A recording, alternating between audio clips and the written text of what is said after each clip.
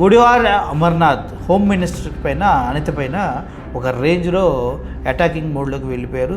First half అయిపోయింది, ఇక second half బాకీ. ఫస్ట్ హాఫ్లో ఎప్పుడు హీరో చాలా కూల్గా ఉంటాడు.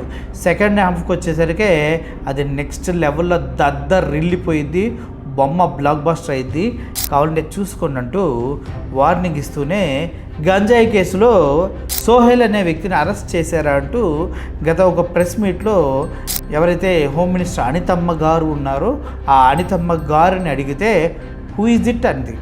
హూ ఈజ్ ఇట్ అంటే దానికి కూడా ఇంగ్లీష్ కూడా సరిగా రాదంటూ ఎద్దేవా చేస్తూ ఆయన కౌంటర్ల మీద కౌంటర్లు ఇచ్చారు. ఒకసారి ఆ వీడియో చూడండి. గంజాయి కేసులో సోహెల్ ఏమైందంటే హూ ఈజ్ ఇట్ మన సబ్జెక్ట్ మీద బుర్ర పెడితే రోజు డిపార్ట్మెంట్లో ఏం జరుగుతుందో తెలుసుకుంటే హూ ఈజ్ ఇట్టో హూ ఈజ్ హీయో తెలుస్తుంది. ఆ ఇంగ్లీష్ కూడా సరిగ్గా వచ్చేయడదు. హూ ఈజ్ హీ అంటే మగవాడిని అంటే హూ ఈజ్ హీ అంటారు, ఆడదానంటే హూ ఈజ్ హీ అంటారు. అటో ఇటో తెలియకపోతే హూ ఈజ్ ఇట్ అంటారు. ఆ ఇంగ్లీష్ కూడా వచ్చేయడదు. మనం టీచర్ ఉద్యోగం వెలబెట్టాం. ఇప్పుడు అనితమ్మ గారికి హూ ఈజ్ ఇట్ అంటామనక ఆ సోహెల్ అనే వ్యక్తి ఎవడో తెలియదు, లేకపోతే ఇటు కానీ వ్యక్తి అని తెలుసా అనేది ఎవరికి క్లారిటీ రావట్లేదు. ఇంగ్లీష్ కూడా సరిగొచ్చి ఆడదు అంటూ వైజాగ్ స్టైల్లో ఆయన గట్టిగానే కౌంటర్లు ఇచ్చాడు.